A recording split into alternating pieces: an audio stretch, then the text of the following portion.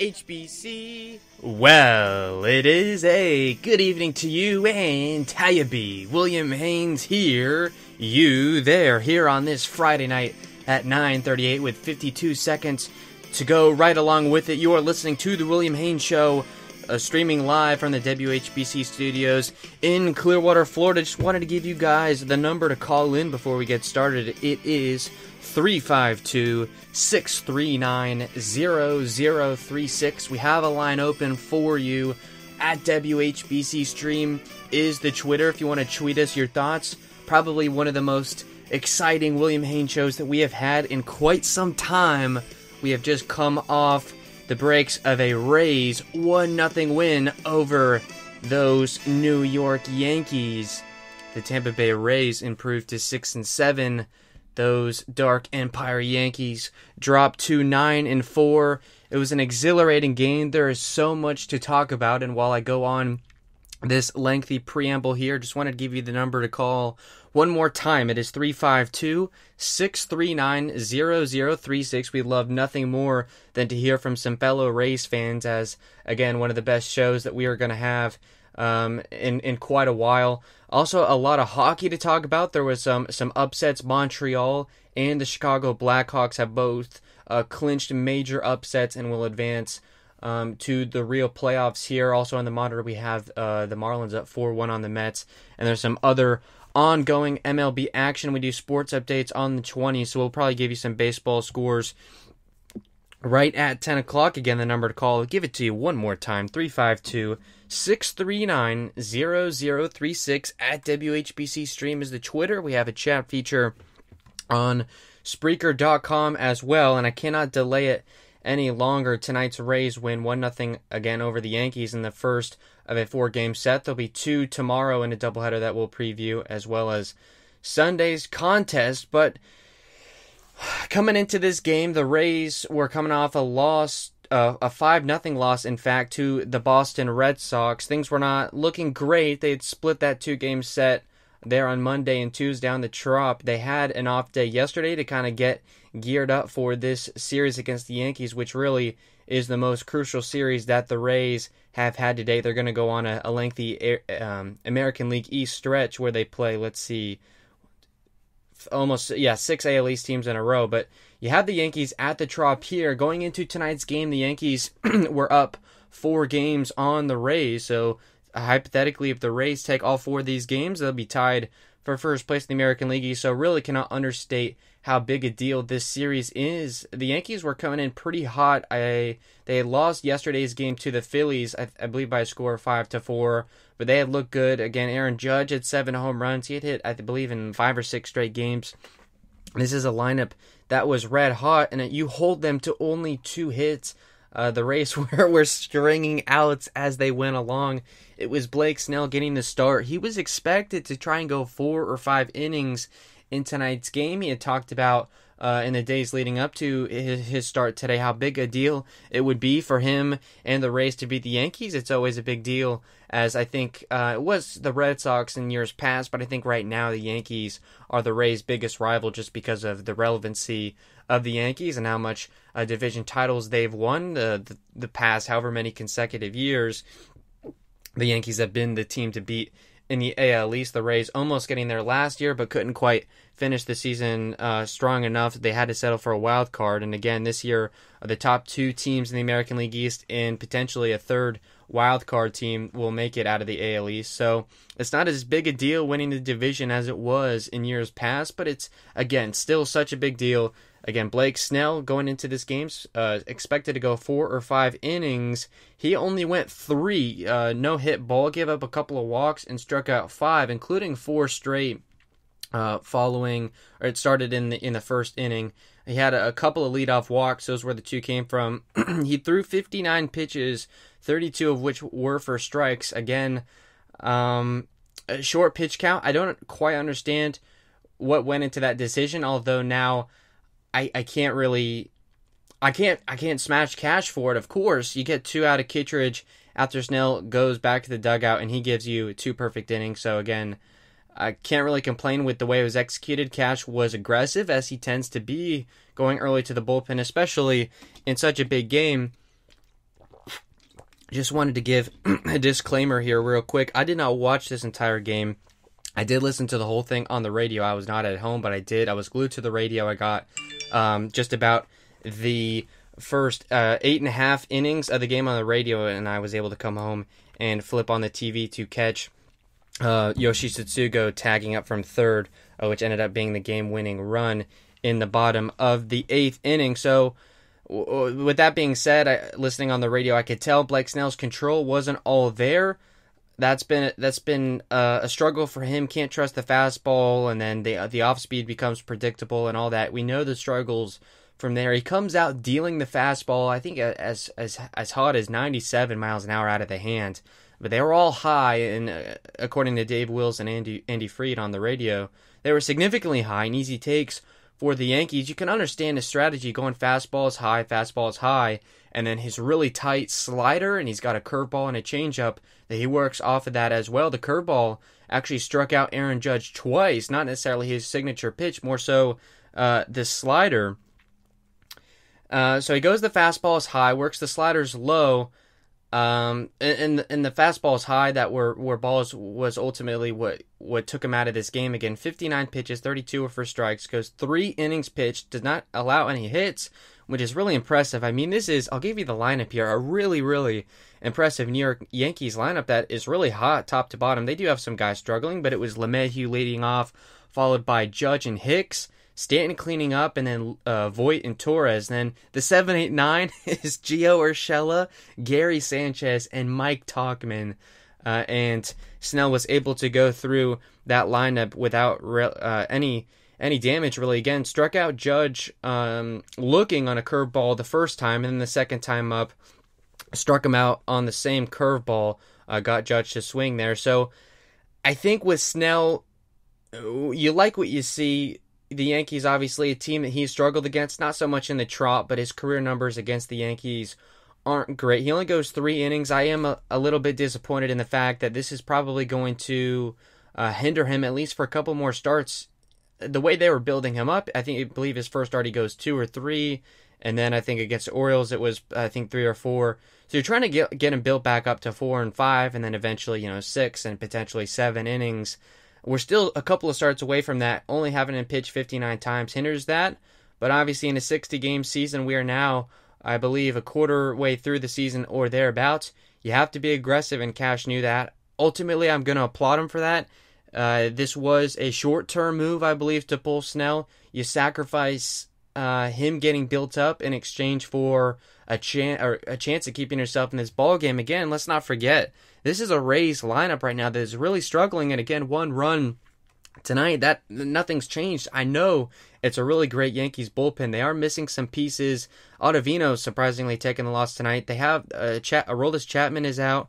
I believe not Sessa, but Tommy Kahnle is out right now. So they are missing some pieces. But again, a very, very good bullpen. It was Masahiro Tanaka going 5 innings pitched in just 59 pitches, as he always does against the Rays. We were expecting, when I previewed this game, that he was probably only going to go maybe 3 innings or so, but Tanaka doing what he so often does against these Rays. I recall a game in Yankee Stadium last year where he threw a complete game shutout. So more of the same from Tanaka. The Rays hitters really struggling. Again, the story of the Rays, they were 0 for 4 with runners in scoring position, left 3 on base.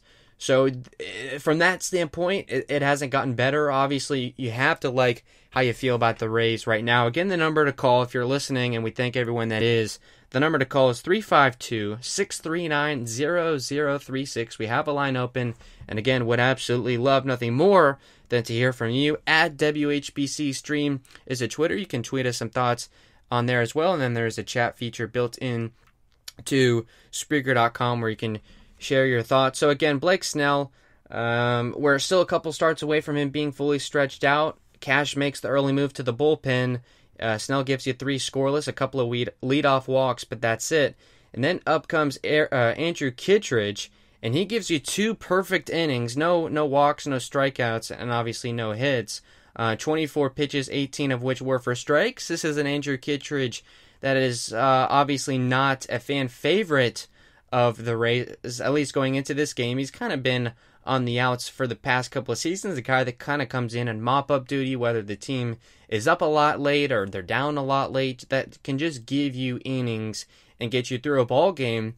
But it was, you come into the 4th inning, a 0-0 ball game against the Yankees, and out comes Andrew Kittredge, gives you a good first inning, and then he gives you another perfect inning, so that really helped a lot, I think, offset Snell's early exit, because he tag team Snell and Kittredge, no hits, no runs, gets you through 5. That's a traditional start.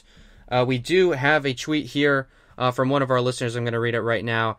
He says, Stephen Wilkins on Twitter, and we thank you for the question. He says, lack of offense seems to be a problem still. Can we look forward to this for the rest of the season?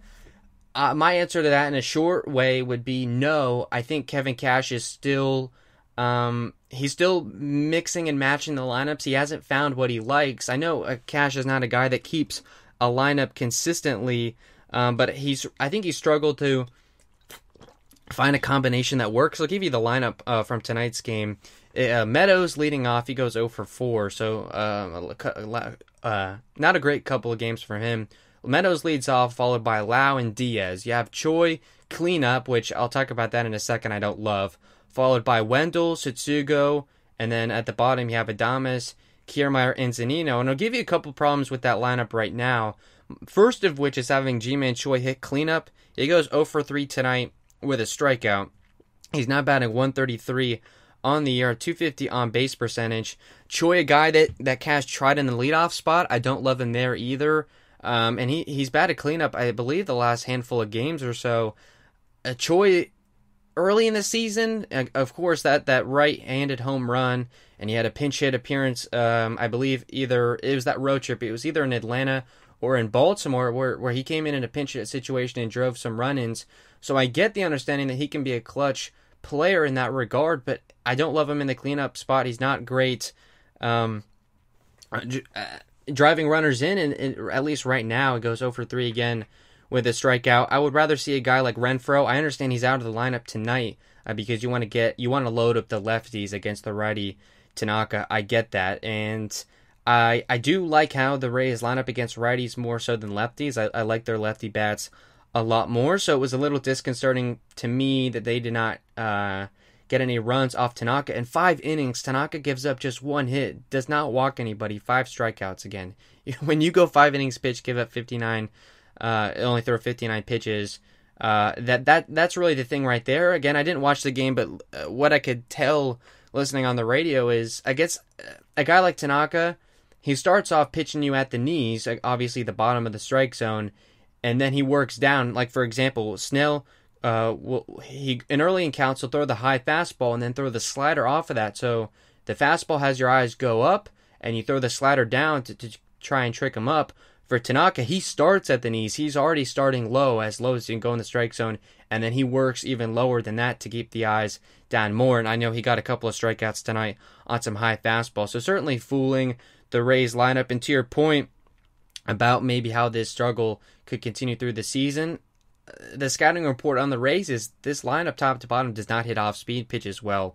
A lot of these guys that have just established themselves in the big leagues, an Austin Meadows, a Brandon Lau, Willie Adames, especially him, they clobber fastballs. You cannot throw fastballs to these guys, but you throw them a slider or a changeup or even a curveball, and they really struggle. And I think that was a good matchup for Tanaka because, throwing stuff low, the Rays didn't take enough pitches. Obviously, going 5 innings and 59 pitches, that should have never happened. The approach going into that game should have been to take pitches early in counts, or even just take pitches until he throws you a strike. And I know Tanaka was good at first pitch strikes, but this lineup could definitely do a better job of taking pitches. I know there's guys like Yanni Diaz who batted in the 3 spot tonight, goes 1 for 3 with a strikeout. He's now batting 220 on the year, so you think maybe he's starting to get back in a groove. He had a couple of doubles in Tuesday's game, so you like kind of where he's at. I like him to lead off against lefties, so obviously tonight against the righty, it was Meadows. And Meadows, I'm hoping this is not a long-term thing. He came back in his first game red hot, I believe, a couple of hits, and then he's been hitless in his last 2. You can't have a guy go 0 for 4 with a strikeout in a leadoff spot. That's an issue as well. And I guess to keep this answer relatively short, one thing I also don't like, and I haven't heard a lot of people talk about this, I hate having the catcher, whether it's Mike Zunino or Michael Perez, and I'm hoping that we'll see Kevin Smith soon. I'm not even sure he's on the active roster. I'll have to check that now that the roster goes from 30 down to 28. Now there will be a 29 men available for these doubleheader games. That'll be the rule. There'll be 2 7-inning games tomorrow. But I don't like having the catcher hit ninth, and here's my explanation. Obviously, I get you want your easiest out in the lineup getting the least amount of at-bats as possible and in the lowest leverage of situations. And of course, when you have him bat ninth, there's not too many times that he's going to be hitting with men on base. That's just the nature of the bottom of the lineup. But what I have a problem with is when you get a guy like Kiermaier who batted 8th and it got on base with a double. I believe that was in the 6th inning in the tie game, 0-0. It's Kiermaier on second base, and Zunino strikes out, which was Tanaka's first K of the night. You can't give away outs with men on base. And another situation as well, when the 9-hitter's hitting with no one on base, it's an easy out. I love when they hit Wendell. They've only done this once, but they hit Wendell 9th in the lineup at Baltimore. I believe it was that Sunday game. And he got on base. He worked a walk, or he can hit a bloop single. And then you flip to the top of the lineup, and you've got all the big hitters. You got Meadows, you got Lau, you got Diaz that can move those runners over. And that's the Rays' biggest problem right now, is they can get men on base occasionally, but they can't move them over. So having an easy out at the very bottom of your lineup before it flips back to the top, why have the top? Why have your best hitters hit with the bases empty? That doesn't make any sense. So to your point, I think that's something that I would like to see him change. Now that's been obviously with Travis d'Arnaud, it was different. d'Arnaud could hit leadoff or cleanup or whatever you needed him to do. Zunino, obviously, I've been defending Zunino for a while. Where I'm at with him now, he had a couple of misplays defensively. I know one was called a wild pitch, but it could have been a pass ball. And then there was another one where he dropped what could have been a strike 3 call, and obviously he's called a ball. I don't remember the ultimate result of that at bat, but you can't have that stuff happen.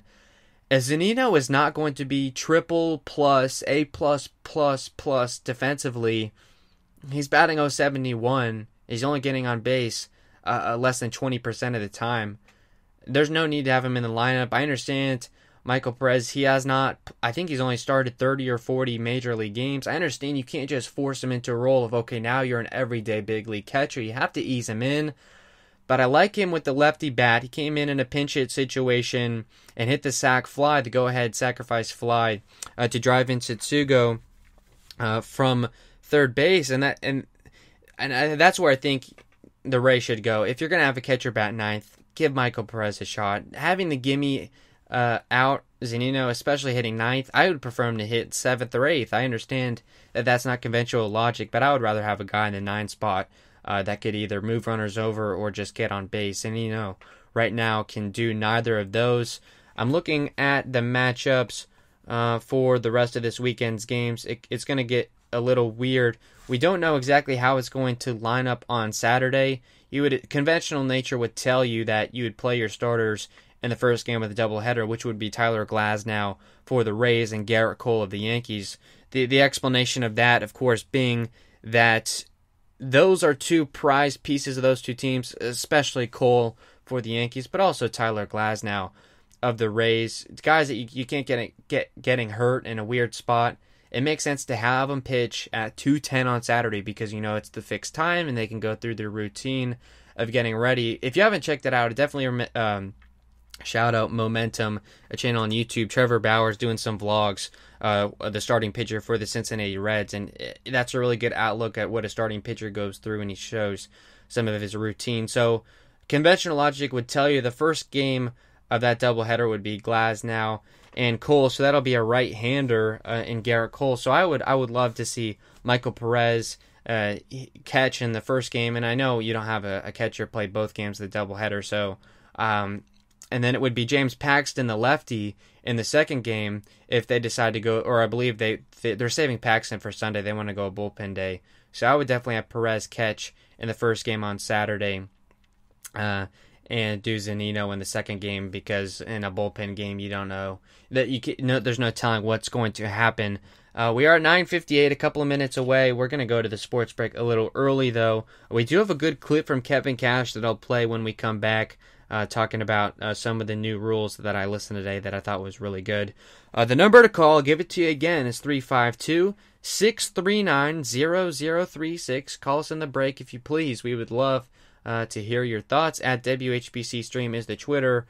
We're going to give you the baseball scores first on this 2020 Sports Update. HBC. A number of games in MLB today have already gone final. It was the Rays 1-0 over the Yankees. Also, the Orioles 11-0 over the Nationals. The Nationals are reeling right now. Also, some other games that have gone final. That is actually it. Some in current action. In the first, it is the Rockies and Mariners, the no score. Also in the first, no score, Giants and Dodgers. In the fourth inning, it's the Padres 2-0 over the Diamondbacks. Also in the fourth, Astros 1, Athletics 0. In the third, it's the Angels 2-1 over the Rangers. In the sixth, it's the Reds 6-1 over the Brewers. Also in the sixth, it's the White Sox 1, Indians 0. And a few more scores in the sixth inning. We have the Twins and Royals tied at 2. Also, the Red Sox 4-3 over the Blue Jays. And a couple of games in the late stages. In the eighth, it's the Marlins 4-1 over the Mets. And also in the eighth, it's the Tigers 12-7 over the Pirates. Hey, sports fans! William's currently in the can, but he'll be right back. We're currently on a commercial break, so don't touch that dial. Remember, you can call us at 352-639-0036 or drop us a line on Twitter at WHBC Stream to tell us what's on your mind. We want to talk sports. We want to get unruly. We want you to tell us what you think so we can argue. Anyway, when all that's said and done, please stay tuned for William's world-famous Around the XFL podcast and other projects that he's currently got in the works. Please visit WHBCstream.com, and thanks again for listening in.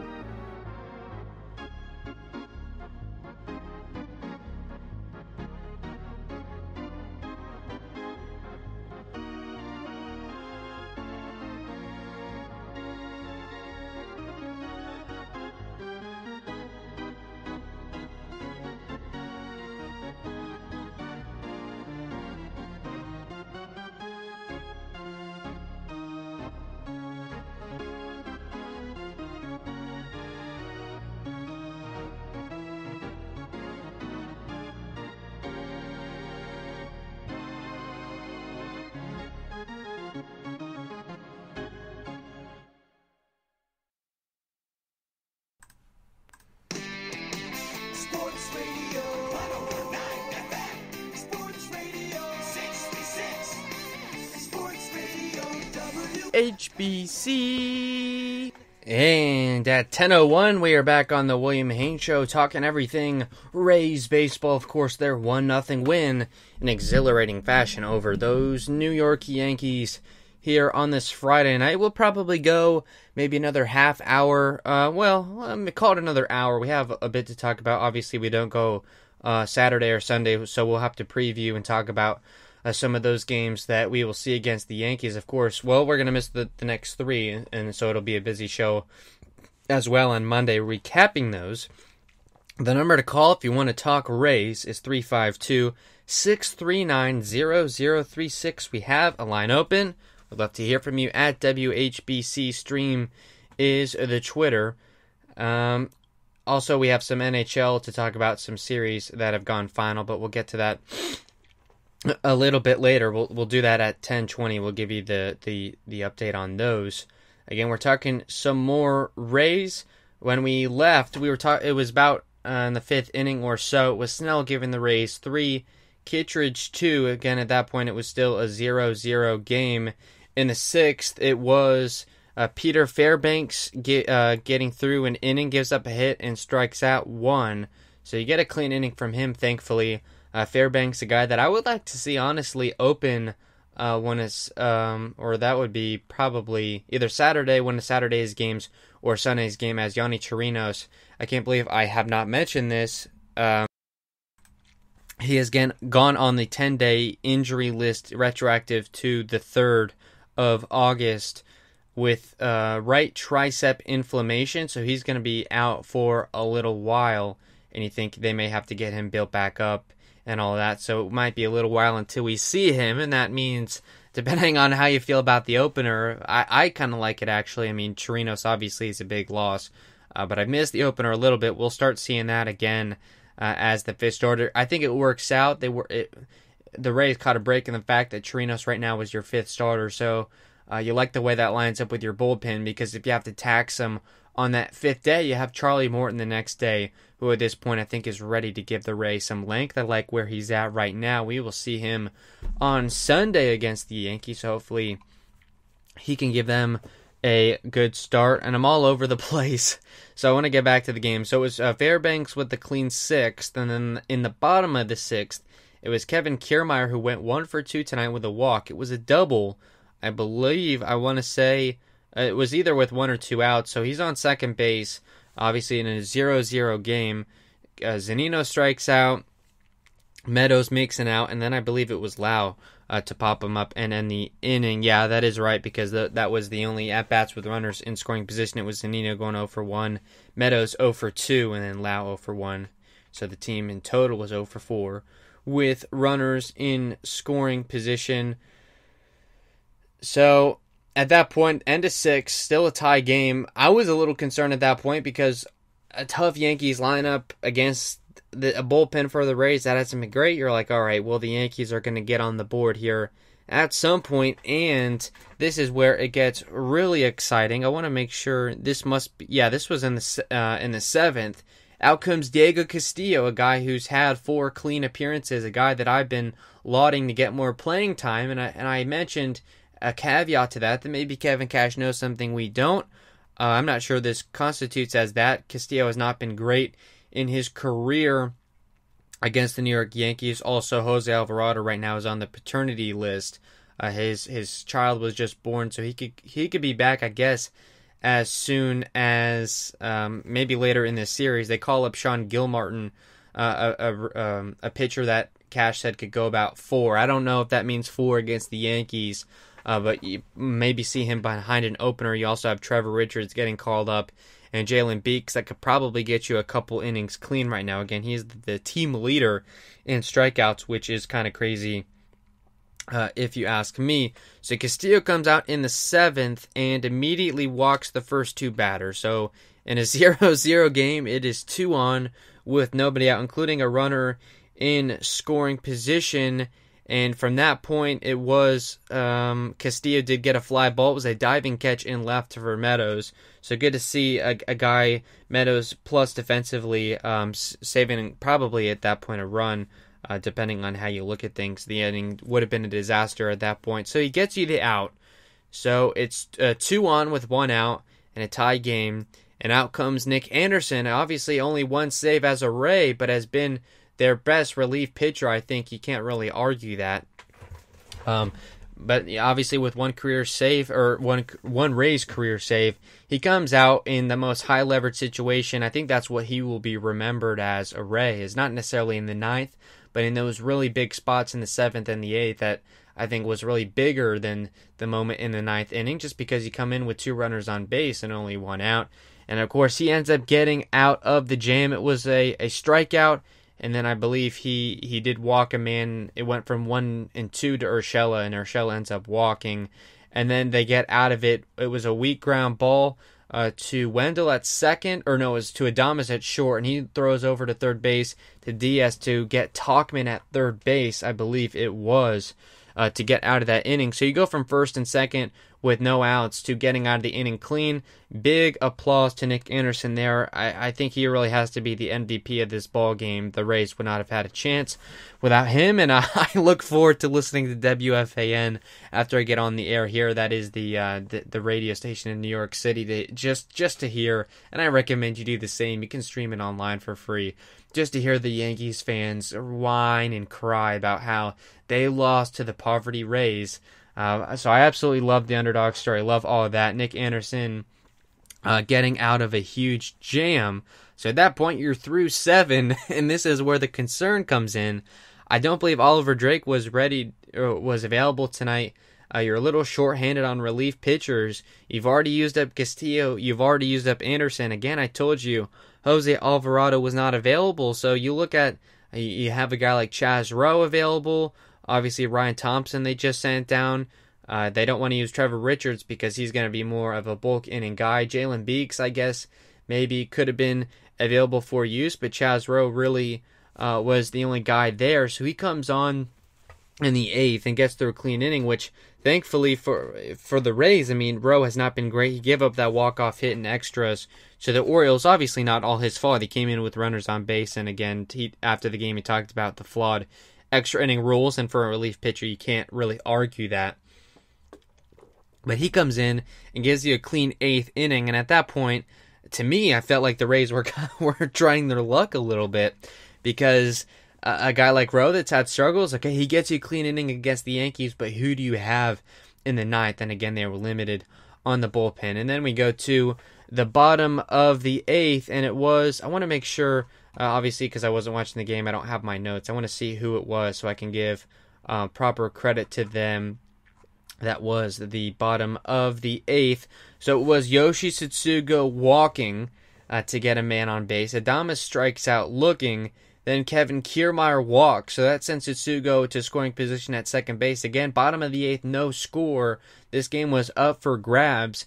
And then Mike Zunino, who was scheduled to come up in the order, gets pinch hit for by Michael Perez, the catcher, which makes sense. They did have some righties on the bench, but they go with the lefty Perez, which I thought was kind of a really a huge spot for a guy like Perez, and I think he really showed his bones getting the sacrifice fly. So he comes in for Zunino, and in that at bat, I think he took a pretty mean pitch, I want to say on the knee or somewhere. I know a couple of games ago he took a baseball to the elbow, thankfully at the elbow pad. So I don't know what it is with Perez getting dinged up by pitches. That must have been on a foul ball. And then there was a wild pitch also in that bat. This is Adam Ottavino, probably the second best Yankees reliever right now. I think he took the loss tonight. So wild pitch from Ottavino. Tsutsugo heads to third base, Kiermaier to second. So now, with only 1 out, you have 2 runners in scoring position, including Tsutsugo only 90 feet away. So you don't need to hit to take the lead, just a sacrifice fly. And Michael Perez gives you just that. It was a hit to left field, I believe, and Yoshi Tsutsugo hustles home for the 1-0 lead. And then with Kiermaier at second, so really chance to tack onto your lead. Meadows grounds out to second base weakly to end the threat. But again, the Rays take a 1-0 lead, which is crazy. I mean, you get 2 hits on the night. You end up winning the game. That inning included no hits. I mean, that's one way to do a rally, I guess. This is a crazy season, especially for the Rays. All kinds of, in my monologue on Monday, I called them, I believe, the 2-out Rays. They can't hit with runners in scoring position Rays, and they can't make routine play Rays. And I guess add on to that, hitless rally Rays. Something you can call this 2020 season. I'll give the number to you real quick here. It's 352-639-0036, and we love to hear from you. So in the bottom of the 8th, the Rays take the lead 1-0, and then you go, okay, you got Stanton, Voit, and Gleyber Torres coming up, all feared hitters that didn't have great games. I believe Voit worked a walk. Who are you going to pitch in the 9th? And guess who but Chaz Rowe coming on for a second inning and gets through it clean.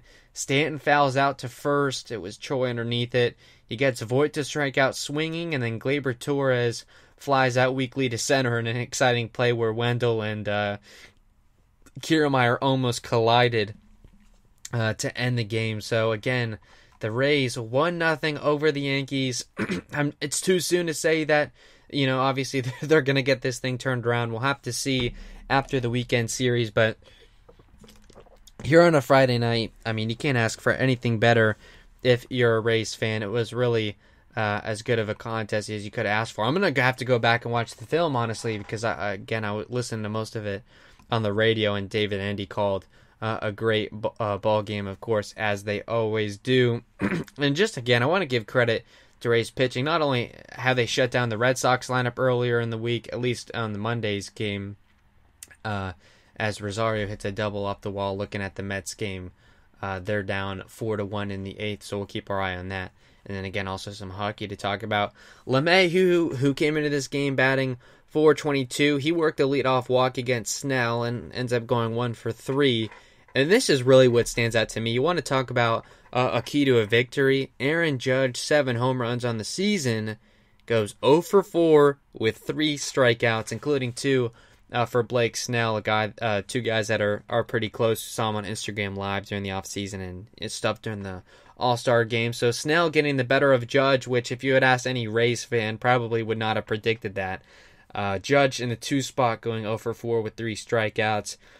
Looking down the lineup, Giancarlo Stanton goes 0 for 3, does work a walk but strikes out. Gleyber Torres 0 for 4. Gary Sanchez 0 for 2. Or Urshela 0 for 2. So obviously they don't score any runs and they only get 2 hits. So props to the Rays pitching staff, especially a bullpen that has not been performing incredibly well as of late. Of course, the 0-5 road trip and yesterday's loss to the Red Sox, although it was Yarbrough getting dinged up for most of that. So you have to love how you feel about the Rays. And again, if you want to talk some Rays baseball, we would love nothing more than to hear from you. The number to call when we have a line open is 352-639-0036. And I want to sidestep over to this. It's about a 2-minute clip, so this will play well into the next 2020 sports update. I'm a little reluctant to play the whole thing, but I think I have to play the full 2 minutes to do it justice. I believe this was today. Kevin Cash doing an interview with MLB Network about the rules. Now, obviously, after the Houston Astros cheating scandal, and the new rules about live footage and obviously being able to cheat with the video and all that. So I'm going to play the full 2 minutes, and here's the clip. It's a real good one. You're putting me on the spot here. Without being too controversial, I think it's absolutely... You're putting me on the spot here. Without being too controversial, I think it's absolutely ridiculous. It's probably one of the worst things that I've seen Major League Baseball do and take video away from players. Video is what makes us good and helps us learn and helps us coach and helps us attack. And it's been taken away from us because of one team or a couple teams' stupid choices. Does that cover that? Yeah, and you did it really well. And I agree with you completely. I just can't believe that it's something we can't even watch a game. We cannot watch our own game. Our players cannot come in and watch a game in the clubhouse. It is asinine. The entire protocol system, how they came up with that, is wrong, and they're doing injustice to players. How would you fix it? Being mindful of obviously what Major League Baseball's concerns are, but how would you suggest that they fix it? I'd penalize the team that broke rules, and after that, let everybody else have access to what helps them. Okay. How about the team that broke the rules? Prevent them from using the video and let everyone else keep using it. How about that? That's I agree. Okay. It's been a major topic, and it's unfair. It's unfair to all players, not just our players with the Rays. It's unfair for guys that really care about their careers and are passionate to learn and passionate to make in-game adjustments, and it's not available. It makes no sense whatsoever. So, well, I'm just kind of curious with this because obviously it's been a huge adjustment for players. So has the level of conversation between them on what pitchers are doing or anything like that changed at all? For Kyle Snyder and Chad Mottola, our hitting coach and pitching coach, they do a tremendous job. And some of their best work is done in game when they can go back in between innings and look at what a pitcher is trying to do or what one of our pitchers is doing mechanically or is just off. We can be really good coaches with some video and help and give the right messages. But when that's taken away, you just kind of, when we're done hitting, we just kind of sit there. Right? There's no information to give the player, the hitter, and vice versa for the pitcher. And that was obviously courtesy to MLB Network. That was Kevin Cash doing a quick little hit with them. And I think that might explain some things. When I listened to that clip, it was very eye-opening, at least for me. Obviously, the Rays are a forward-thinking team. Obviously, they want to find every advantage they get. Obviously, not in the way of the Houston Astros and the cheating, but using video. Obviously, it's no different than what they do in football, looking at film even during games. I know in the NFL they do this. But after an at-bat, obviously, if you strike out or it's a bad at-bat, you can look at the video, at least in years past, and you can rewatch how the pitcher attacked the hitter and all that and kind of get a better approach for the next time up. And obviously, Chad Mottola, the Rays hitting coach, does a very good job with that stuff as well, I'm sure. And they didn't really make this public or clear. I didn't know until I just listened to this clip today. The new rules that were put into place for all 30 MLB teams after the Astros, and if you're not familiar, it was a camera in center field for Astros home games, and was directed straight at the catcher's sides of the opposing team, and whether it was banging on a trash can in the dugout or a hand on the bullpen door, whatever, to relate to the hitter what the sign was. After obviously that, the Astros were caught and everything, MLB had to come down with some new rules. And they were already a bit strict. The broadcast of the game in the clubhouse and whatnot was already not live. It was delayed to obviously prevent that kind of cheating. But now, obviously, much more strict. You can't watch video, I guess, now during games. You can't have the tablets to look back and look at film as we saw in the dugouts in years past as McNeil driving a run, it looks like, for the Mets. No, it's going to be the bases loaded with one out. But the Rays not being able to make those in-game adjustments, I think that might explain some things with the way this Rays lineup has struggled. Going back to last year, they were so good at getting first-inning runs early in games. Obviously, they've struggled with that this year, but they've not been able to make in-game adjustments, and I think that might be your explanation right there. The Rays have not been very good against off-speed pitches either, so I think all that kind of factors into it. And this may just be a new era for the Rays of having to cope with kind of not being able to use those advantages, which I think doesn't make a lot of sense because it stymies innovation and things like that. It prevents small market and small budget teams like the Rays with really competing if you have to play with the same kind of archaic rules as a team that has a payroll 3 times your size. We'll get into that after the break. The number to call, we still have a line open. It is 352-639-0036. We're going to take a break and give you some hockey scores. HBC. Several games final in the NHL and a few series final. First, it was the Islanders 5-1 over the Florida Panthers. The New York Islanders winning that series in 4 games, 3-1. They will advance to the next round of the postseason. In overtime, it was the Coyotes 4-3 over the Predators. The Coyotes win that series 3-1 in advance. And here are a couple of big upsets, 5 versus 12 seeds, 2 teams that were expected not to win. Today it was the Canadiens 2-0 over the Penguins. They win that series in advance. The Penguins are going home after high hopes.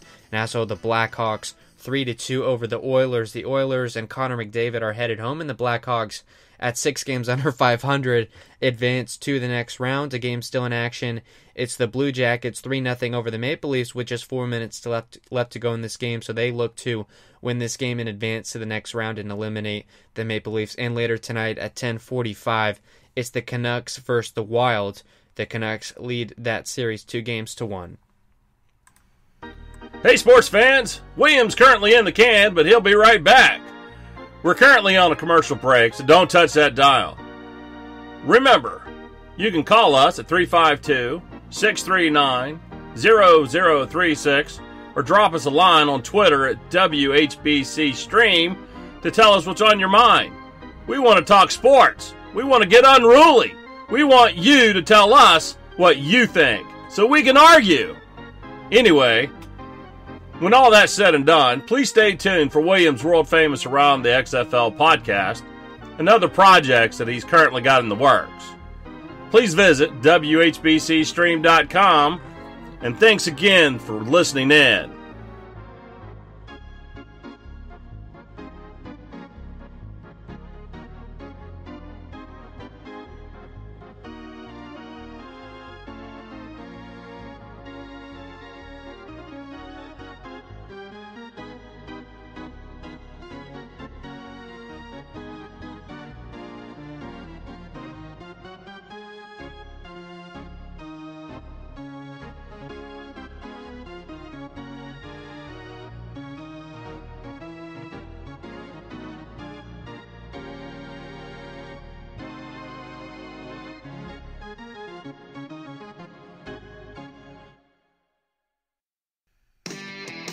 Sports Radio 101.9 FM. Sports Radio 636. Sports Radio HBC.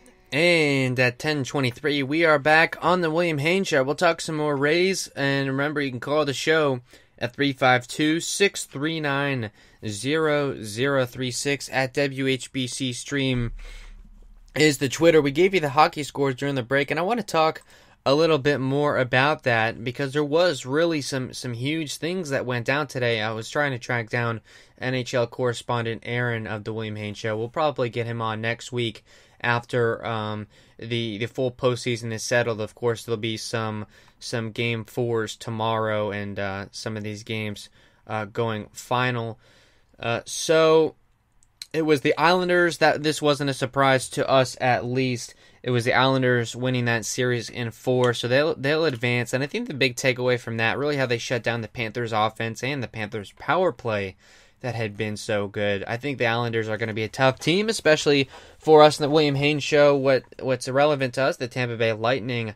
I would be scared to face the Islanders just with the way they shut opposing teams down defensively. We saw how they responded to the Columbus Blue Jackets and their defensive strategy. The Lightning not winning a postseason game last year, swept in 4. Also, J.D. Davis with the bases loaded, 1 out in a 4-2 game, so the tying run is at second base. So a big spot here for the New York Mets. But the Islanders advance as we predicted. I want to pull up. We have our qualifying round predictions. We did have the Islanders winning in 4 games, so we were correct on that front.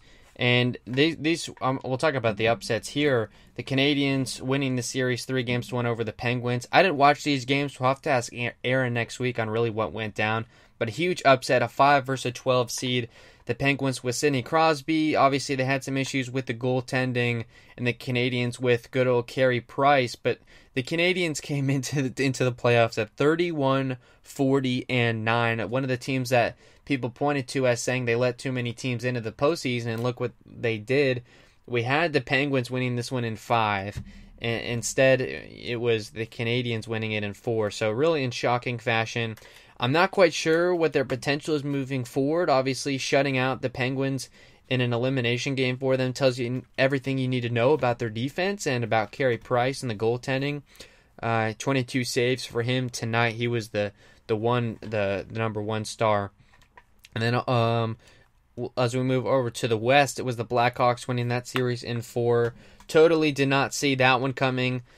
Carl Crawford, another great goalie in Chicago, he had 43 saves. So the Oilers were relentless on net in their elimination game. We had the Oilers taking that series in 4, thinking that Patrick Kane and company for Chicago would be enough to get one win, but that was probably it for them. They take game 1 of that series, and they were in the driver's seat from then on out as J.D. Davis puts a ball into place, picked up by the left fielder of the Marlins, and the runners will hold. So it is now 4-3 Marlins with 1 out, and the bases remain loaded for Dom Smith, who has been on fire.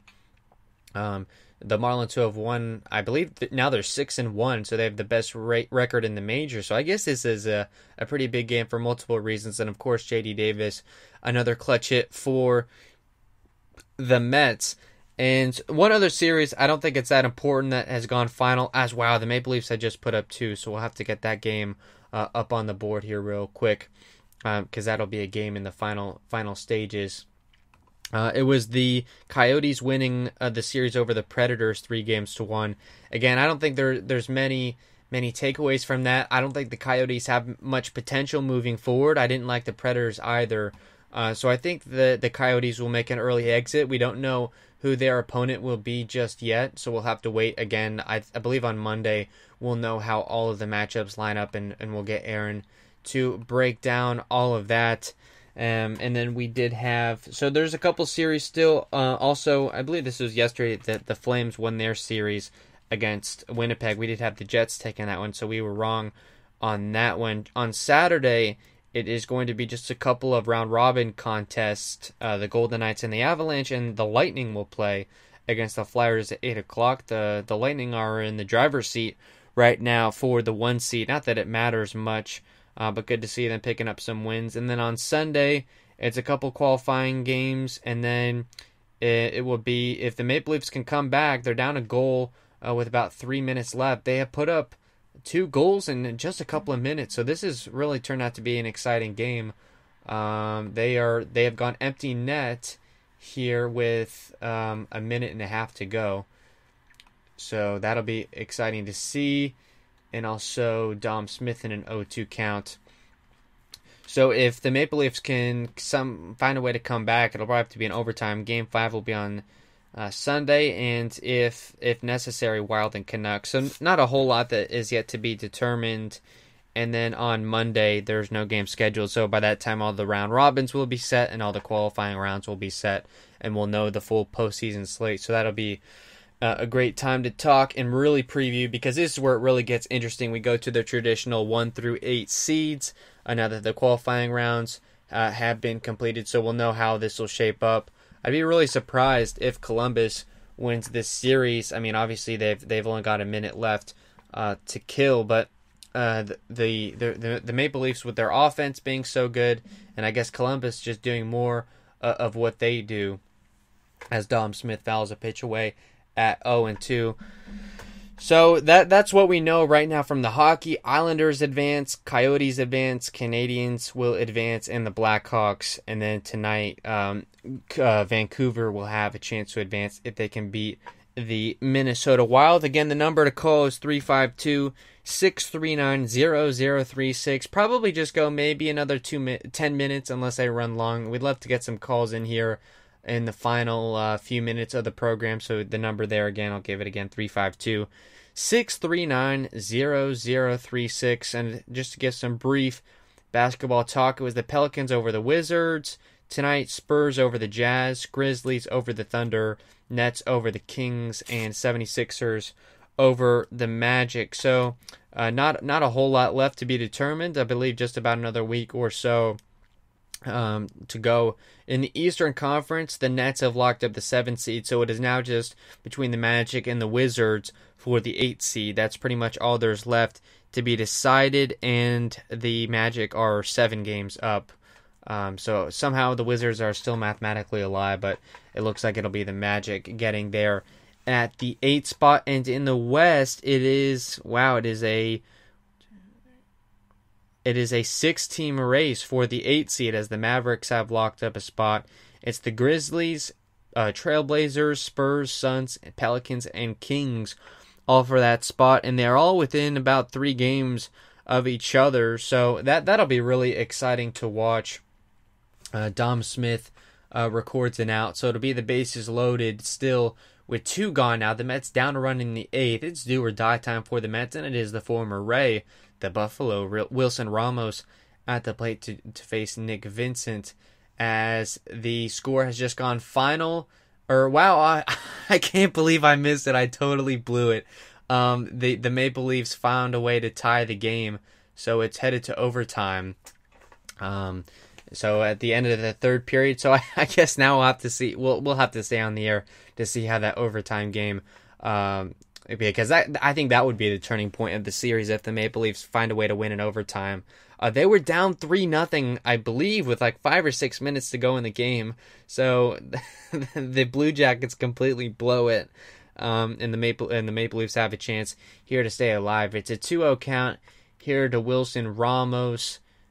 Here, bases loaded, Mets down a run. Here's the pitch, and it is going to be... Oh, and he drops it. The second baseman drops it, but still finds a way to get it to first.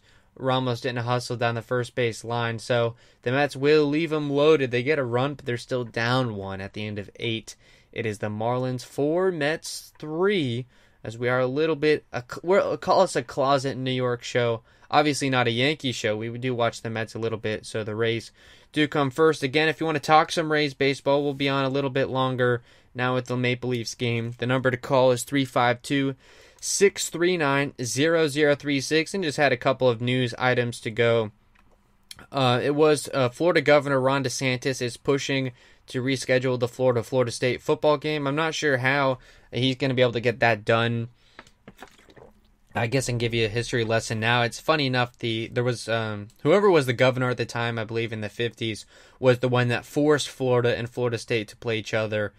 So that's how that series got started in the first place. So it is a little ironic that the Florida governor is now trying to get this series to continue. The ACC came out first with their slate of schedule, and included a non-conference game, really to keep those ACC-SEC rivalry games alive. Again, Florida State, South Carolina, Clemson, Louisville, Kentucky, and Georgia Tech were the games that the ACC wanted to keep alive. And, of course, it was the SEC, including their schedule without a non-conference game, so that threw out the window of Florida State game. So DeSantis is trying to make a push to get that game back on, and hopefully for our sake he does.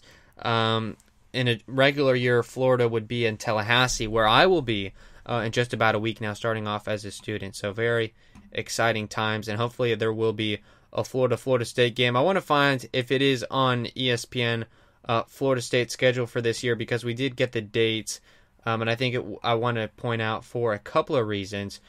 Kickoff at home against Georgia Tech, so I think that'll be an easy win.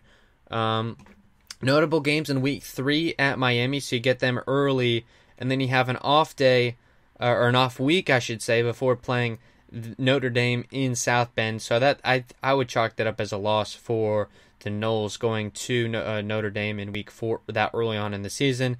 And then just some run-of-the-mill ACC teams versus North Carolina at Louisville, versus Pitt at NC State.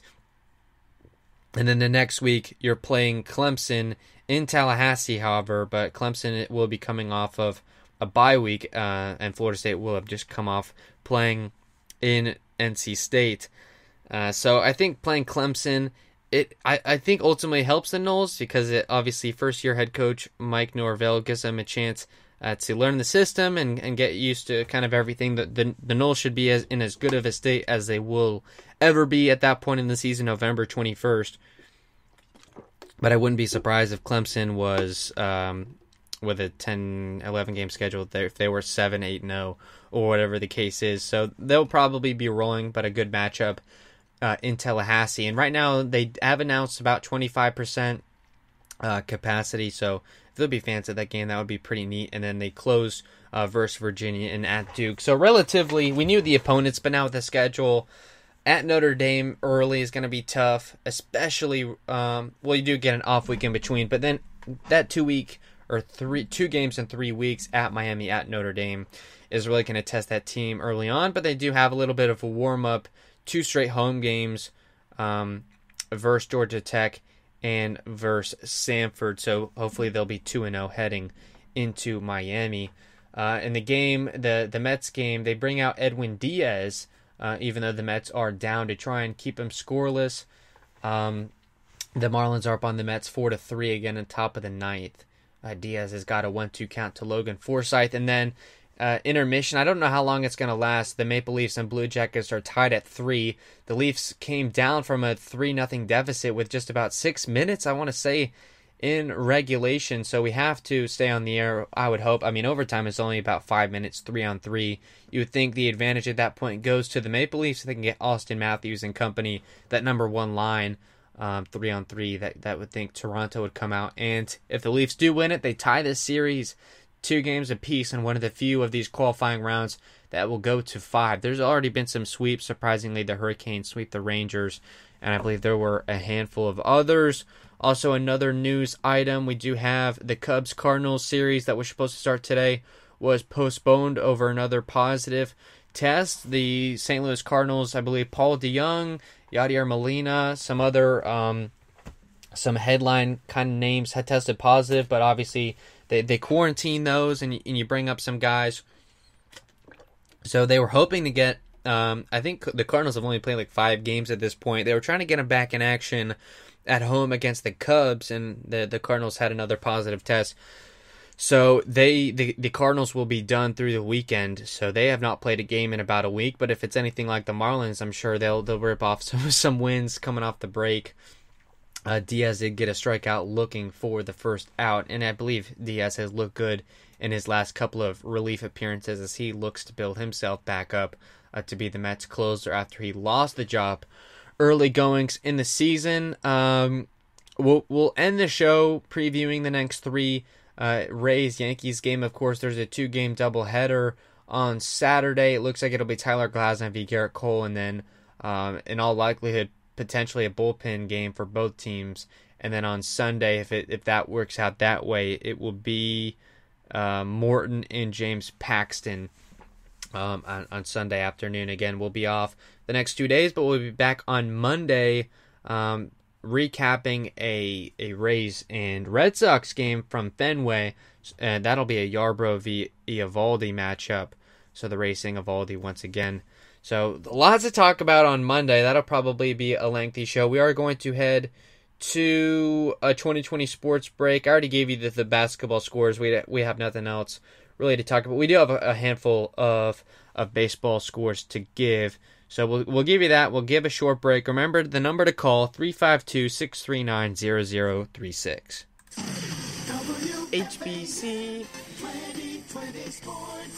Ongoing MLB action. We start on the West Coast. It's the Rockies 2-1 over the Mariners in the 4th. In the 3rd, it's the Giants 1, Dodgers nothing. In the 6th, it's the Padres 3-0 over the Diamondbacks. In the 6th as well, it's the Astros 1-0 over the Athletics. In the 4th, it's the Angels 3-1 over the Rangers. Texas does have the bases loaded. In the 8th inning, it's the Reds 8-1 over the Brewers. Also in the 8th, it's the White Sox 1, Indians nothing. In the 7th, it's the Royals 3-2 over the Twins. In the 8th, it is the Red Sox 4-3 over the Blue Jays. In the 9th, a couple games, Marlins 4-3 over the Mets, and the Tigers 12-9 over the Pirates. Hey, sports fans! William's currently in the can, but he'll be right back. We're currently on a commercial break, so don't touch that dial. Remember, you can call us at 352-639-0036 or drop us a line on Twitter at WHBC Stream to tell us what's on your mind. We want to talk sports. We want to get unruly. We want you to tell us what you think so we can argue. Anyway, when all that's said and done, please stay tuned for William's world-famous Around the XFL podcast and other projects that he's currently got in the works. Please visit WHBCstream.com, and thanks again for listening in.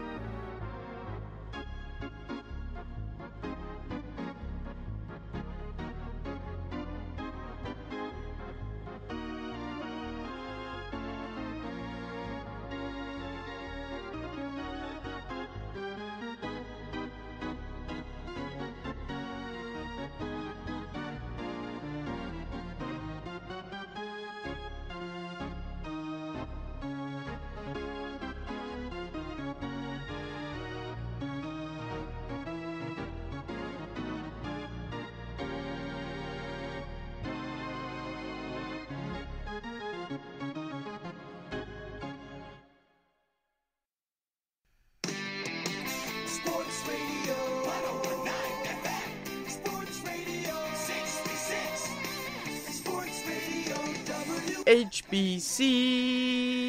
And at 10:42, we are back on the William Haynes Show. Hopefully, if everything breaks right. Just about 20 minutes left in the program. I really want to still be on the air when the Maple Leafs and Blue Jackets game comes to a close. The Leafs down 3-0 with about 6 minutes in regulation, and they come all the way back, including probably a couple of empty net goals it must have been. The Maple Leafs are facing elimination back against the wall. The Blue Jackets leading the series 2-1. So the Leafs will have to get a goal here in overtime to force an exciting Game 5.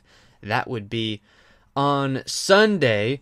While we wait for that to come back, they are in intermission currently. We have the Mets down to their final 3 out, so we'll keep our eyes on that. It was Diaz giving the Mets a clean top of the 9th and keeping it just a 1-run game. The Mets, still down 4-3, did have the bases loaded with 1 out. And it was Dom Smith and Wilson Ramos, I believe, recording outs to leave the bases loaded. In the meantime, we'll crack open a couple of box scores here in the MLB. Also, we'd love to hear from you. You can call the show and get on the air at 352-639-0036. I'm gonna have to check my Skype app and make sure you guys haven't been calling me and I haven't been able to see it. If you're listening to this, please give me a call just so I know that Skype is not ripping me off and I am getting these calls coming through. The first game we have to talk about, it was the Orioles 11-0 over the Nationals. So the Orioles, who got swept in 4-game series by the Marlins, come and beat the Nationals in Washington. The Orioles advanced to 6-7. The Nationals dropped to 4-6. The Nats are in a real funk. They're going to get Steven Strasburg, I believe, to start tomorrow in this very series. It was Anibal Sanchez who started a World Series game for them, taking the loss tonight. It went 5 1/3, 5 runs on 10 hits, so definitely not a great start for him. And it was Tommy Malone who beat the Rays, I believe, on Sunday. He went 6 innings pitched, gave up no runs, only 3 hits, and the bullpen locked it up. From there, not really a whole lot to talk about. I mean, obviously the Orioles lineup going off, but we already know from that. We saw the series against the Rays. Other games that have gone final, not a whole lot of them. We talked about the Rays game, of course, already. Some games in late stages. I guess we'll talk about the Mets and the Marlins. It is still going on. It is Andre Jimenez flying out to center in a 3-1 count for the first out of the inning, so that's a tough break there for the Mets. They're down to their final 2 outs.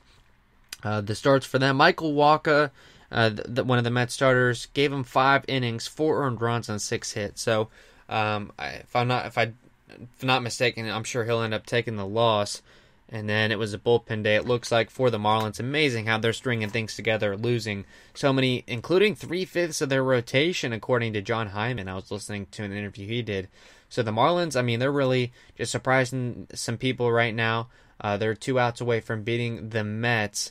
The Marlins would advance to 7-1, and the Mets would drop to 5-9. That would not be good for the New York Metropolitans. The Marlins are already in first, and the Mets are already in last. So if this score holds, it is Ahmed Rosario in an 0-1 count.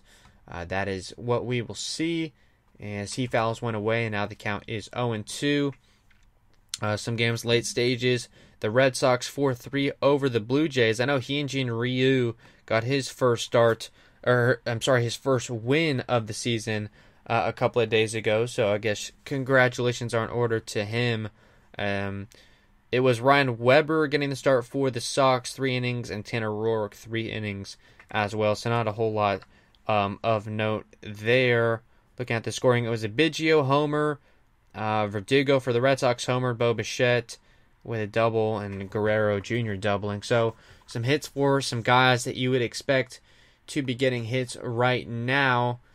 Other scores, the Royals right now are up 3-2 over the Twins. That is a bit of a shocker. The Twins 10-3. The Royals are 4-10. Ahmed Rosario is out, and out is Billy Hamilton, the recent acquisition, down with the Mets down to their final out, and also the Maple Leafs and Columbus Blue Jackets are about to start up in overtime, and Billy Hamilton lines out to left to end things. So the Mets, the big story of the game for them, they leave the bases loaded in the 8th and can't come through. They lose to the Marlins by just a bit, by a score of 4-3. So we'll look to get another game up on the monitor here shortly. Not a lot to talk about for the Royals-Twins game. Not a lot that stands out to me. Looking at the AL Central standings, the Twins are up by 2.5 over Cleveland right now, and the Royals, I think, are already out of it, I would say, if you ask me, at 4-10. They're 6.5 games out of first, so mathematically they're not, but they have not looked to be a good team as we expected. We'll throw up the Red Sox and Blue Jays game. There's just a little bit, but overtime has just gotten underway, and I guess I don't know if that was the rule or not. It's a 20-minute overtime. I thought it was only 5 minutes before, but it's 20 minutes, and it is. I guess is it not 3-on-3 either? That's really strange. I don't know if they changed the rules. I'm not a big hockey guy. I do try and follow it as much as we can. So the overtime rules perhaps not what I had expected it to be. So we may be in line for about 20 minutes of action. So we'll probably go off the air at 11 either way. Remember, final about 10 minutes of the program. You can call us at 352-639-0036. As I guess we can maybe flip it back over to the Rays. A lot to talk about with them. Some other scores, though, that are still in action. The White Sox 2-0 over the Indians. It was Savali giving Cleveland 7 innings strong, one run on 5 hits, and cease for the White Sox. So the Chicago trying to get back into things. These are two teams that are half game apart from each other, battling for that second spot. I mentioned this earlier this week, that it was a battle between the Indians and the White Sox for the second spot. I think it's the Twins that'll win that division, and Detroit and Kansas City I don't think will make much of a run at things. I want to see if there's any other games that we should talk about. The Reds 8-1 over the Brewers. I'm curious to see who got the starts for them and take a look to see how the Reds lineup is doing. It was Trevor Bauer for the Indians, giving them 6 innings, a 1-run ball on 3 hits. And looked like a bullpen day, most likely for the Brewers. Castellanos, I know, who's been on fire for the Reds with, I think, 6 or 7 home runs. He's batting .340 on the year, getting on base about 41% of the time. Eduardo Suarez, who was one of the top home run hitters, he's batting just .109. And they gave a lot of guys some off days today. And still managed up to put 8 runs on the Brewers. So Milwaukee, not a great team this year. But the Reds are, I believe, beneath them in the standings. It is the Reds by about a game and a half. So surprising that Milwaukee's in the second spot in the NL Central. Obviously, the Cubs in first at a 10-3 record. So that'll be an interesting division. When the Cardinals finally come back, they may still be in the mix, but they're going to be down some guys. So I would assume the Reds will get back up in this thing and probably take that second spot in the National League Central. 2 minutes into overtime. Obviously, no one has scored yet. Maple Leafs and Blue Jackets. Again, Leafs back up against the wall. They have to win this game or they will be going home. Home ice advantage, if you want to call it. They are playing in the Maple Leafs home arena, but obviously, fans, they got a shot on net and it's blocked. Columbus retains possession. Also, the Red Sox, a solo home run for Kevin Pillar. They take a 5-3 lead. Now, in the bottom of the 8th, so I guess that's good to give the Blue Jays a couple of losses. I have no problems with the Red Sox. I believe the Rays will be able to get ahead of them. Again, now I guess we'll transition over to the Rays. Today's game put the Rays 3 games back of the Yankees. And they are still in third place. The Rays and Orioles are tied for second place. Both teams at 6-7. The Yankees now at 9-4. So a Yankees team that I think was like 9-1 or so earlier this week are now 9-4. They're riding a 2-game losing streak. And then at the bottom it's Toronto at 4-6 and the Red Sox at 4-8. It's easy to say that the Orioles are going to drop out of things. Toronto is certainly a threat, and Boston is just not going to be able to compete really this year with their pitching staff. But the Rays still obviously are going to have to beat who's in front of them. A disappointing start, but they hopefully are coming back around now at 6-7.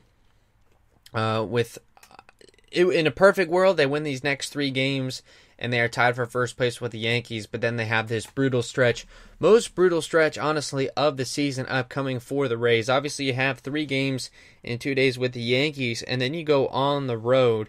You have 4 at Boston, 3 at Toronto, 3 at New York, and then you come home for 4 versus Toronto and 3 versus Baltimore. So that's a 5 or 6 AL East team stand there. So I think that'll really determine the season. That'll take you right up until about the end of August, and then you play some NL East teams. So I think this is a real big crucial stretch for the Rays coming up. I haven't looked great on the road, so this is really going to be a test next week. At least what's notable for us is we'll be on the air next week. We'll be recapping some Red Sox and Rays games.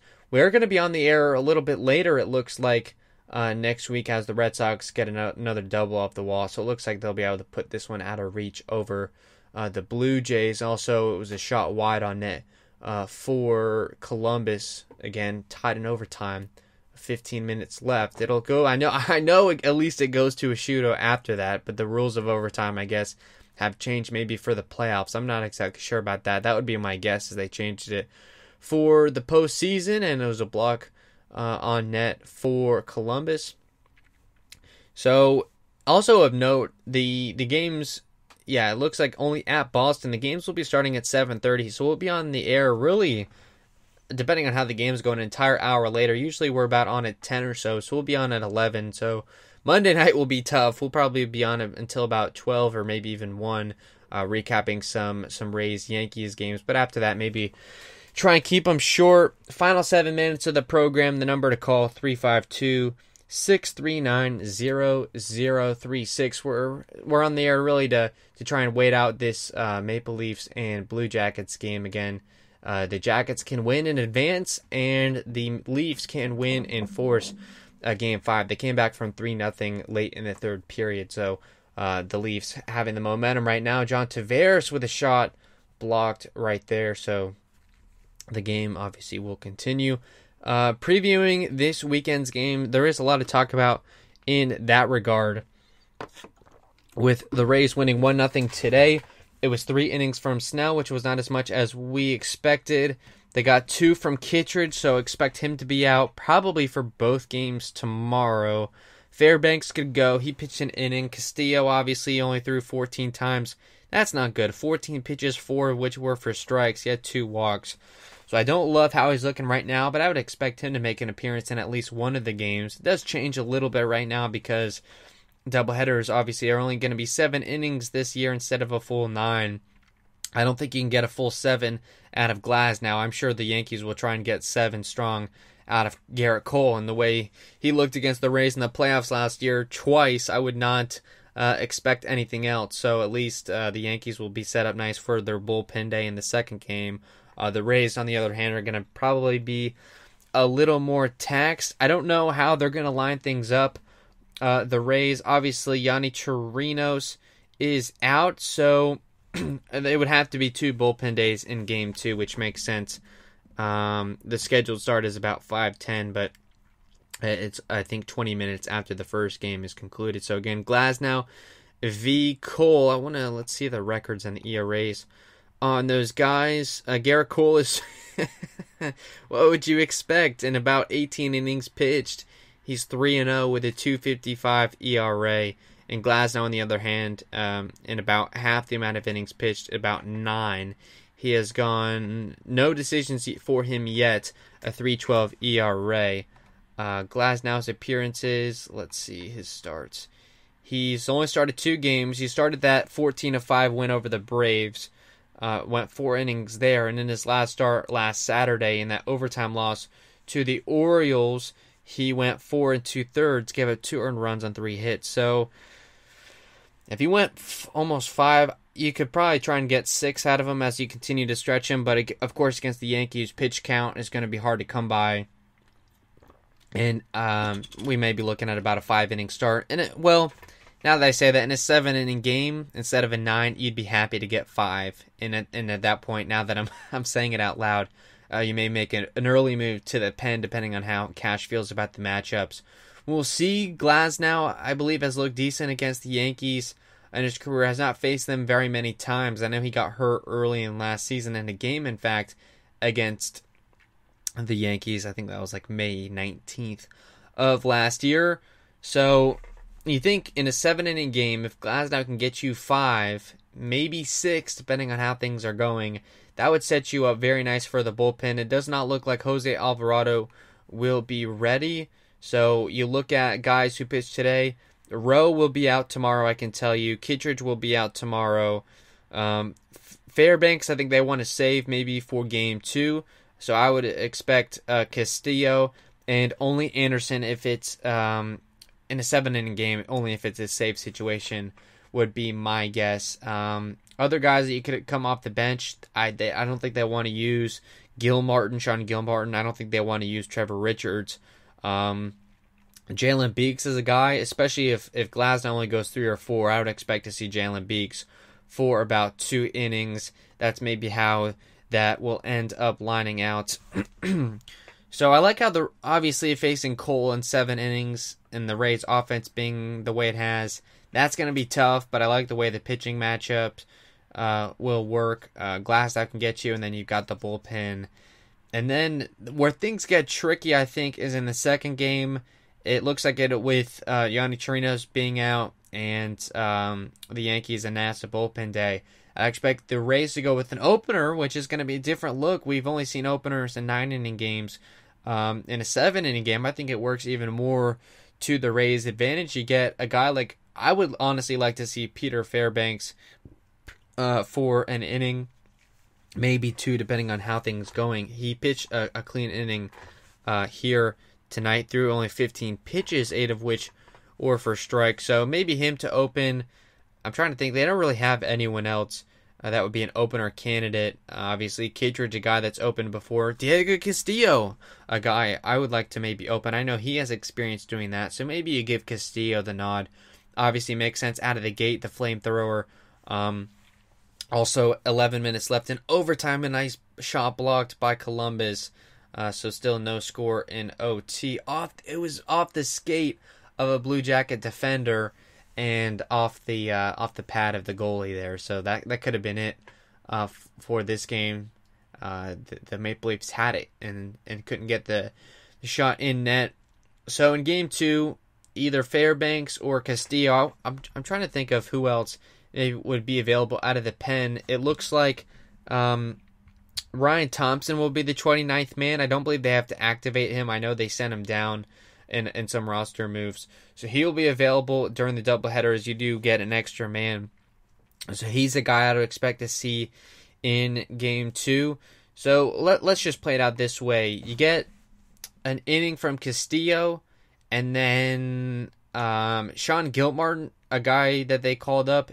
Cash said he can stretch out to go 4.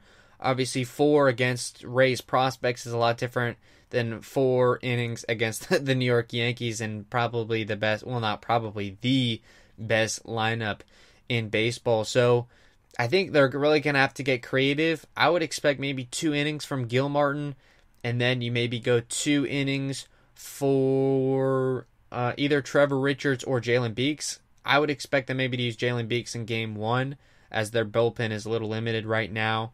And then so you go Trevor Richards for 2. So at that point you get 2 from each of those, and with the opener that's 5 innings. And then either you mix and match the bullpen, or if Beeks is available, you go with him maybe for the final 2. Oliver Drake, he wasn't available tonight, I guess. So I don't know exactly if he's going to be available over the course of the weekend. It really helps, honestly, that these are 7-inning games. I'm trying to pull up the Rays roster to see maybe who would be available off of the bullpen. I know we've stretched across into the 11 o'clock hour, 10 minutes left in overtime. I'll give it a couple minutes, and then we may have to call it quits. So looking at the bullpen, Drake is a guy we hope would be available. I'm looking at other relievers. Aaron Loop, a guy that they would use. I did kind of forget about him. Rowe will be out of commission, you would assume, with 2 innings tonight. Same with Andrew Kittredge. So again, in game 1, Glasnow maybe gets you 4 or 5. And then you've got guys maybe to use like Beeks and Anderson. And then game 2, hopefully a Castillo or Fairbanks open. You've got guys like Gil Martin, who I believe has yet to start a major league game. He's a left-hander, so doesn't line up particularly well against the Yankees. And then maybe a couple from the righty Richards, and then tag team it as you go down the line. I think also now for Sunday's game, that would put you in a bit of a pickle. So you're really putting pressure on, it will be Morton to give you some length. Let's take a look at Morton. Now you are facing James Paxton, a guy that has not been great. Let me pull up the ERAs for those guys. Morton in his 2 starts, he's 1-1 with a 5.52 ERA. He's actually he started 3 games. Obviously, the opener, a 4-inning loss to the Blue Jays. He went 5 in a loss against the Braves and went 5 2/3 against the Red Sox. So he's probably the most stretched out, save maybe for Ryan Yarbrough right now in the rotation. So at that point, I think you get 6 and maybe a third, or 6 2/3 on Sunday, which would really help. And then you got hopefully Jose Alvarado back at that point. Maybe Chaz Rowe could give you some stuff. Nick Anderson, Diego Castillo potentially. I'm not sure they would pitch him 3 straight days. Probably not. So it's going to be tough. Pressure on Morton, obviously. But Paxton is 0-1 with a 13.50 ERA. He's only got 4 innings pitched on the year, so I'd assume that's only 1 start. He does have 2 starts. He went an inning against the Nationals, gave up 3 earned runs on 5 hits, and he went 3 against the Red Sox, 3 earned runs on 7 hits. So Paxton, definitely a guy. Aaron Boone was high on him, but I think the Rays could ding him up, especially a lefty. I like how the Rays line up against righties more than lefties, but they do have some decent right-handed hitters, Hunter Renfroe, and some of those other guys. This game in Toronto is not cooperating with me, so I'm going to put a wrap on the show. That game, I'm sure, is going to be an exhilarating finish, probably a shootout with my luck, so tune into that if you're listening here. I did want to thank everyone that's tuned into the show. I wouldn't be surprised if you didn't make it through the full program. We went right about an hour and a half, but thank you to everyone who did listen. A Rays 1-0 win tonight. 2 games tomorrow, the first of which being played at 2 o'clock. 2 7-inning doubleheaders. It will be Tyler Glasnow and Garrett Cole in game 1, and then a bullpen day in the second game, and then Morton on Paxton on Sunday. We'll talk about all of that on Monday, including a Red Sox game. We'll see you then. Sports Radio 101.9 FM and Sports Radio 66. The Fan, HBC. New York.